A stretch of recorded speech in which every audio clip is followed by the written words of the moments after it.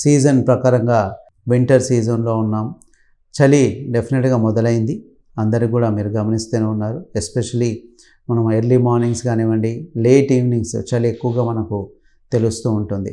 ఇప్పుడు ఇవాళ అందరూ ఏసీలో ఉండడం వల్ల బహుశా ఎక్కువ చలి అని వాళ్ళకి అనిపించకపోయినా ఈ చలికాలం ఈవినింగ్ కానీ నైట్ కానీ చాలా చలిని మనం గమనించవచ్చు. ఎప్పుడైతే వాతావరణం మార్పు వస్తుందో ఖచ్చితంగా మన యొక్క ఆరోగ్యం, మన యొక్క హెల్త్ పరంగా మన బాడీ ఎలా ఉంది, మనకు ఏమైనా ప్రాబ్లమ్స్ మెడికల్గా వచ్చే అవకాశం ఉందా అనేది కూడా ఆలోచించాల్సిన అవసరం ఉంది. ముఖ్యంగా వాతావరణం ఎప్పుడైతే మారుతూ ఉంటుందో ఇన్ఫెక్షన్స్ కామన్గా వస్తూ ఉంటాయి. ఇన్ఫెక్షన్స్ అంటే చూస్తున్నాము ఇప్పుడు చాలామందికి కూడా ఈ వైరల్ ఫీవర్స్ ఎక్కువగా వస్తున్నాయి, కోల్డ్ కాఫ్తో వస్తున్నాయి. సో వీళ్ళు ఎస్పెషలీ అవి ఇన్ఫెక్షన్స్ అనేవి ఎక్కువగా ఉంటాయి కాబట్టి హై రిస్క్ ఉన్నవాళ్ళు అంటే పెద్దవాళ్ళు 60 years ప్లస్ కానీ 50 years ప్లస్ కానీ ఆల్రెడీ డయాబెటిక్ ఉండి హార్ట్ ప్రాబ్లమ్స్ ఉండి వీళ్ళలో కానీ ఆస్తమా వల్ల కానీ వీళ్ళందరూ కూడా ఇంకా చాలా జాగ్రత్తగా ఉండాలి. ఈ వైరస్ వల్ల లంగ్ ఇన్ఫెక్షన్స్, థ్రోట్ ఇన్ఫెక్షన్స్ వచ్చి ఎక్కువగా ఇబ్బంది పడే అవకాశం ఉంటుంది. అందుకని వీళ్ళు చాలా జాగ్రత్తగా ఉండాల్సిన అవసరం ఉంది. చలికాలంలో ఎవరికైతే ఏజ్ ఎక్కువగా ఉండి వాటితో పాటు ఇటువంటి షుగర్ లాంటివి కానివ్వండి, తర్వాత ఆస్తమా లాంటివి కానివ్వండి, వీళ్ళందరూ కూడా చాలా జాగ్రత్తగా ఉండాల్సిన అవసరం ఉంది. వీళ్ళకి ఎక్కువగా ఇన్ఫెక్షన్ ప్రోన్ ఉంటారు. అలాగే స్మోక్ చేసేవాళ్ళు, స్మోకింగ్ ఎక్కువ చేసే వాళ్ళకి లంగ్స్ వీక్గా ఉంటాయి కదా, వాళ్ళకు కూడా లంగ్ ఇన్ఫెక్షన్స్ వచ్చే అవకాశం ఉంటుంది. ఈ వైరసెస్ వల్ల వచ్చే బ్యాక్టీరియా ఇన్ఫెక్షన్స్ వల్ల కూడా వాతావరణ మార్పులు వచ్చే అవకాశం ఉంటుంది. సో అది మనం గమనించాల్సిన అవసరం ఉంది. అలాగే ఈ చలికి మనం అలర్జీ పరంగా ఆస్తమా కానివ్వండి, అలర్జీస్ అంటే తుమ్ములు, దగ్గు కానివ్వండి, ఇవన్నీ ఎక్కువగా పెరుగుతాయి. ఎందుకంటే ఈ చల్లదనానికి టెంపరేచర్ ఎప్పుడైతే తగ్గుతుందో ఈ వాతావరణ మార్పు వల్ల వాళ్ళకి రిపీటెడ్గా జలుబు, దగ్గు రావడం, ముక్కు కారడము, అలర్జిక్ రైనైటిస్ అంటాం, అలర్జిక్ బ్రాంకైటిస్ అంటాం, ఆస్తమా ఎక్కువైపోతూ ఉంటుంది.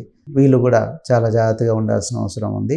అది మీరు గమనించాల్సిన అవసరం ఉంది. ముఖ్యంగా ఈ చలికాలంలో ఎక్కువగా మనం హార్ట్ ప్రాబ్లమ్స్ కూడా చూస్తూ ఉంటాం. అది కోయిన్సిడెన్స్ అయి ఉండొచ్చు. ఈ చలికి మనకు రక్తనాళాల్లో ఈ యొక్క బ్లడ్ సప్లై బెటర్గా ఉండేటట్టుగా చూసుకోవాల్సిన అవసరం ఉంది. ఫిజికల్ యాక్టివిటీ అవన్నీ కూడా మనం చేయాలి. జాగ్రత్తలు ఎలాంటివి తీసుకుంటే బాగుంటుందో మనం మాట్లాడుకుందాం.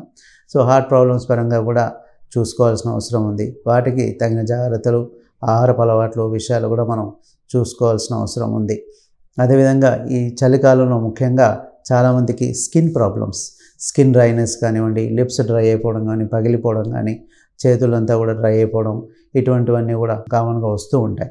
సో వాటి నుంచి కూడా మనం జాగ్రత్తగా మనం వేసుకునే బట్టలు వాటి దగ్గర నుంచి మనం రెగ్యులర్గా వాడే మాయిశ్చరైజ్ కానీ అవన్నీ జాగ్రత్తగా చేసుకోవాల్సిన అవసరం ఉంది. ఇటువంటివన్నీ కూడా ఈ చెప్పినట్టుగా ఈ స్కిన్ ప్రాబ్లమ్స్ కానీ, హార్ట్ రిలేటెడ్ ప్రాబ్లమ్స్ కానీ, ఇన్ఫెక్షన్స్ కానీ, అలాగే అలర్జీస్, ఆస్తమా కానివ్వండి, ఈ కాఫ్, జలుబులు ఇవన్నీ కూడా ఎక్కువగా అవుతుంటాయి కాబట్టి మనము వీటన్నిటి నుంచి కూడా జాగ్రత్తలు అనేవి తీసుకోవాల్సిన అవసరం ఉంది. సో ముఖ్యంగా మనము చూసినట్టయితే ఎక్స్ట్రీమ్ వింటర్స్ అంటే ఎర్లీ మార్నింగ్స్ కానీ, లేట్ ఈవినింగ్స్ కానీ పెద్దవాళ్ళు ఎస్పెషల్లీ మీకు చెప్పినట్టుగా హై రిస్క్ గ్రూప్ అంటాం, వాళ్ళు ఖచ్చితంగా వాళ్ళు అవాయిడ్ చేయాలి. ఎర్లీ మార్నింగ్ వాక్ అని చెప్పి చాలామంది వెళ్తూ ఉంటారు. 5 లోపు, 4 o'clock, 5 o'clock వాళ్ళు అట్లీస్ట్ ఒక 2 hours, మేబీ 6:30, 7 తర్వాత సూర్యోదయం అయిన తర్వాత ఒక 1 hour ఎస్పెషల్లీ పెద్దవాళ్ళు వాకింగ్ చేసుకుంటే మంచిది. తద్వారా ఈ నిమ్ము పట్టడం కానీ చల్లదనానికి ఇబ్బంది రాకుండా ఉంటుంది. అండ్ మరీ ఇబ్బందిగా ఉంది లేదు వెళ్ళాలనుకున్నప్పుడు ఖచ్చితంగా వాళ్ళు మొత్తము కవర్ చేసుకోవడము, క్యాపులు కానీ అవి, లేకపోతే ఈ మన శాలువా కప్పుకోవడం కానీ ఇటువంటివి వేసుకోవడం, కాళ్ళకి మంచి షూ వేసుకోవడము, చేతికి గ్లవ్ వేసుకోవడము, ఇవన్నీ చేయడం చాలా అవసరం. ఎస్పెషల్లీ ఈవెన్ పిల్లలు కూడా ఎర్లీ మార్నింగ్స్, లేట్ నైట్స్ ఎక్కువగా బయట తిప్పకుంటే మంచిది. అలాగే ఆహారపు అలవాట్ల విషయంలో ఈ చల్లటివన్నీ కూడా ఈ వింటర్ సీజన్లో తగ్గించుకోవాలి. ఫ్రిడ్జ్ వాడడం తగ్గించుకోవాలి. చల్లటి పానీయాలు కానీ చల్లటివన్నీ కూడా తీసుకోవడం తగ్గించుకోవాలి. వేడివేడిగా తినడము, మంచి ప్రోటీన్ ఫుడ్ తినడము, ఫ్రూట్స్ అవి తీసుకోవడము, విటమిన్స్ లాంటివి తీసుకోవడము, అది చేయాలి. అలాగే విటమిన్ డి అడిక్వేట్గా ఉండడం అవసరం. మీకు చెప్పినట్టుగా అలర్జీస్ అవి తగ్గే అవకాశం ఉంటుంది, అది అడిక్వేట్గా తీసుకోవడం అవసరం. సన్లైట్ ఎక్స్పోజర్ ద్వారా కూడా విటమిన్ డి వస్తుంది కాబట్టి ఒక 1/2 hour ఉదయాన్నే కానీ అలా కూర్చున్నట్టయితే ఒక 1/2 hour వరకు మీకు బెటర్గా ఉంటుంది. అదేవిధంగా రెగ్యులర్గా ఫిజికల్ యాక్టివిటీ కూడా అవసరము. ఆరోగ్యం, ఫిజికల్ యాక్టివిటీ, మెడిటేషన్, యోగా కూడా చేయాలి. హార్ట్ పరంగా కూడా ఇబ్బందులు రాకుండా చూసుకోవాలి. ఆహారపు అలవాట్లు కూడా ఆయిల్ ఫుడ్, ఫ్రైగా కాకుండా కొంచెం సమతుల్యమైన న్యూట్రిషనల్ ఫుడ్, బ్యాలెన్స్ ఫుడ్గా తీసుకోవడం చాలా అవసరం. అదేవిధంగా మీకు స్కిన్ పరంగా కూడా జాగ్రత్తలు తీసుకోవాల్సిన అవసరం ఉంది. మాయిశ్చరైజర్స్ కానివ్వండి, రెగ్యులర్గా మనం వేసుకునే దుస్తులు కానివ్వండి, అలాగే చేతి గ్లౌస్ కానివ్వండి, ఇటువంటివన్నీ కూడా ప్రాపర్గా వేసుకుంటే ఈ యొక్క స్కిన్ ప్రాబ్లమ్స్ రాకుండా ఉంటుంది. మనం ఆహార విషయంలో కూడా కొంచెం మంచి ఫ్రూట్స్ కానీ, ఎక్కువగా వాటర్ కంటెంట్ ఉండేవి ఎక్కువ తీసుకోవడం ద్వారా మన స్కిన్ హైడ్రేషన్ కూడా బెటర్ ఉండే అవకాశం ఉంటుంది. సో బహుశా ఇవన్నీ కూడా మనం జాగ్రత్తలు అవి తీసుకుంటూ మన ఆరోగ్యాన్ని ఈ యొక్క చలికాలంలో కూడా కాపాడుకోవచ్చు. తద్వారా మనం అన్నిటి బారిన వాడకుండా ఉండొచ్చు.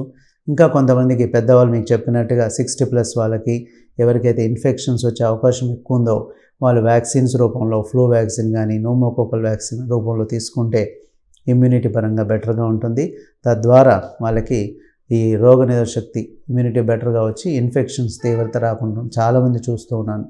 ప్రతి ఒక్కరికి కూడా గొంతులో ఇన్ఫెక్షన్, లంగ్ ఇన్ఫెక్షన్స్ వచ్చే అవకాశం ఎక్కువగా ఉంది. సో దయచేసి మీరు దాని తగ్గట్టుగా జాగ్రత్తగా ఉండండి. అండ్ ఇవన్నీ కూడా మీరు జాగ్రత్తలు తీసుకొని మనం హెల్త్ పరంగా కొంతవరకు ఇవన్నీ మార్పులు చేసుకున్నట్టయితే ఈ చలికాలం కూడా హ్యాపీగా సరదాగా మీరు ఆరోగ్యంగా కూడా గడిపే అవకాశం ఉంది.